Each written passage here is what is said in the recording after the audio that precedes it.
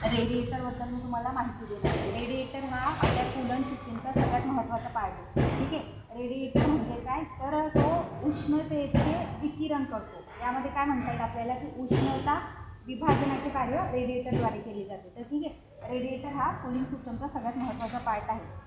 Radiator म्हणजे काय करतो रेडिएटर, इंजिनमधून जी आपल्याला गरम पाणी येते, इंजिनमधून रेडिएटरमध्ये गरम पाणी येतं ते कशाद्वारे येतं, होज पाईपद्वारे. ठीक आहे. होज पाईपातून जे गरम पाणी येतं त्या गरम पाण्याला थंड करण्याचं काम कोण करतं, रेडिएटर करतं. राईट. तर रेडिएटरचं मुख्य कार्य काय आपण ते बघूयात आणि त्याच्यामध्ये कुठले कुठले पार्ट्स येतात ते मी तुम्हाला सांगते.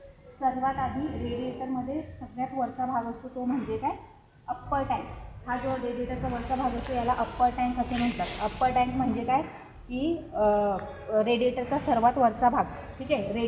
सर्वात वरचा भाग अप्पर टँकवर सगळ्यात आधी काय दिलेलं आहे, हे याला बोलतात रेडिएटर कॅप. ठीक आहे. रेडिएटर कॅप काय करते, याच्यामधून आपल्याला कूलंट फिलअप करता येते. म्हणजे कूलंट वगैरे आपल्याला भरायचं असेल तर ते रेडिएटर कॅपमधून आपण फिल करू शकतो. ठीक आहे. त्याचप्रमाणे रेडिएटरच्या अप्पर टँकवर एक पाईप दिलेला असतो, एक नळी दिलेली असते. तो जो पाईप असतो तो रिझर्वॉयरशी कनेक्टेड असतो. रिझर्वॉयरशी कनेक्टेड का असतो, तर समजा काही परिस्थितीमध्ये काय होतं, रेडिएटर जो असतो तो ओव्हरफ्लो होतो. ओव्हरफ्लो इन द सेन्स की तो प्रमाणापेक्षा जास्त पाणी फेकतो. तर हे जे पाणी असतं ते रिझर्वॉयरच्या पाईपमधून रिझर्वॉयर टँकमध्ये साठवले जाते.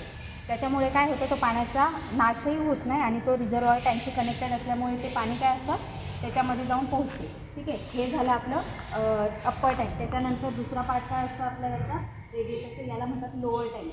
हा असतो लोअर टँक. हा काय करतो, याचं काम असतं की आपलं हा वॉटर पंपाशी कनेक्टेड असतो. वॉटर पंपा थ्रू हा इंजिनशी कनेक्टेड असतो होज पाईपाद्वारे.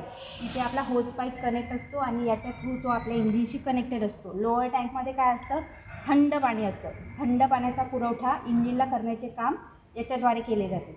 राईट. तर याचे 3 पार्ट्स असतात. पहिला झाला अप्पर टँक, दुसरा झाला लोअर टँक आणि हा जो मधला पार्ट आहे ना रेडिएटरचा, याला काय म्हणतात आपण, कोअर बोलतात. याला काय बोलतात, रेडिएटर कोअर. तर हे रेडिएटर कोअर म्हणजे नेमकं काय, तर या आपण बघू शकतो याच्यामध्ये काय, या नळ्या आहेत, नळ्या, ट्यूब बोलतात याला. तर ह्या ज्या ट्यूब्स असतात ना, ह्या भरपूर प्रमाणामध्ये रेडिएटरमध्ये दिलेल्या असतात. तर याच्यामध्ये काय होतं, इंजिनपासून जे गरम पाणी आलेलं असतं ना ते या ट्यूब्समध्ये पाठवलं जातं. मग ह्या ट्यूब्समध्ये काय होतं, यांचा जो रेडिएटरचा हा जो काही एरिया आहे ना तो मोठा असल्या कारणाने ते पाणी जे असतं ना ते छोट्या छोट्या बारीक बारीक नळ्यांमध्ये डिवाईड होतं. ठीक आहे. ते डिवाईड झाल्यामुळे काय होतं, पाणी खेळतं होतं याच्यामध्ये. गरम पाणी जे असतं ते खेळतं होतं आणि रेडिएटरला आपण बघू शकतो याच्या पाठीमागे फॅन दिलेला आहे. काय दिलेलं आहे, विस्कस फॅन बोलतात त्याला. या विस्कस फॅनने या रेडिएटर कोअरवर ह्या ज्या छोट्या छोट्या फिन्स दिलेल्या असतात ना त्यांना हवा पोहोचवली जाते. म्हणजे हवा प्रवाहित केली जाते यांच्यावर. त्याच्यामुळे काय होतं, यांचा जो सरफेस एरिया असतो तो मोठा असल्यामुळे ते पाणी त्याच्यामध्ये खेळते राहते आणि काय होते, परिणामी आपलं जे गरम पाणी असतं ते थंड होण्यास मदत होते. आणि ह्या फिन्सची संख्या आणि ह्या नळ्यांची संख्या जास्त असल्यामुळे ते जे पाणी आहे ना थंड होण्यास आपल्याला लवकर मदत होते. त्यामुळे आपलं काय होतं, आपलं जे इंजिनमधून गरम उकळतं पाणी आलेलं असतं ते थंड करण्यासाठी या आपल्याला महत्त्वपूर्ण ठरतात. ठीक आहे. तर अशा प्रकारे आपल्याकडे upper tank, lower tank. Lower टँकवर एक अजून गोष्ट बघायची म्हटली तर याला बोलतात ड्रेन प्लग. याचं कार्य काय असतं, कूलंट आपल्याला ड्रेन करायचं असेल ते आपण याच्या थ्रू करू शकतो. ठीक आहे. मग आणि हा जो असतो लोअर टँक हा कशाशी कनेक्टेड असतो, इंजिनशी. पण कशा थ्रू, वॉटर पंपाद्वारे. ठीक आहे. वॉटर पंपातून पाणी थंड सर्क्युलेट होऊन इंजिनला पोहोचवलं जातं आणि ही अशी प्रक्रिया चालू असते. आता आपण हे 3 गोष्टी बघितल्या. तर ह्या ज्या कोअर असतात ना यांचं मटेरियल कुठलं असतं ते मी तुम्हाला सांगते. या तांबे किंवा पितळापासून बनवलेले असतात. तर नेमकं तांबे आणि पितळापासूनच का बनवल्या जातात ह्या, तर हे जे 2 धातू असतात ना ते उष्णतेचे चांगले वाहक ठरतात, आपल्या प्रत्येकाला माहिती. त्याच्यामुळे जास्त यांचं मटेरियल असतं ते पितळ किंवा तांबे असतं. ठीक आहे. त्याच्यामुळे त्याला ते चांगले उष्णता वाहवेत म्हणून त्याला तसे दिलेले आहे. आता आपण काय बघणार आहे, ह्या ज्या कोअर असतात ना कोअर, याच्यावरून रेडिएटरचे प्रकार पडतात. ठीक आहे. ट्यूबलर कोअर म्हणून एक प्रकार असतो. आता समजा तुम्हाला मी सांगितलं ट्यूबलर कोअर म्हणजे काय, तर ह्या ज्या कोअर्स आहेत ना याच्या, बंद करते मी. हां. तर आता रेडिएटरचे 2 प्रकार, पाणीचा प्रवाह जो असतो ना पाण्याच्या प्रवाहावरून सुद्धा रेडिएटरचे 2 प्रकार पडतात. तर पहिला कुठला आहे आपला, डाऊन फ्लो. डाऊन फ्लोज का म्हटलं याला, तर आपला पाण्याचा जो प्रवाह असतो ना तो वरून खाली होत असतो. ह्या ज्या नळ्या असतात ना याच्यामधून वरून खाली हा पाण्याचा प्रवाह होतो, म्हणून त्याला डाऊन फ्लो म्हणतात. आणि हा जो आहे ना आपला हा क्रॉस फ्लो आहे, त्याला क्रॉस फ्लो का म्हणतात, कारण की हा डाव्या साईडच्या उजव्या साईडला याचा पाण्याचा फ्लो असतो, म्हणून याला काय म्हटलं जातं, क्रॉस फ्लो.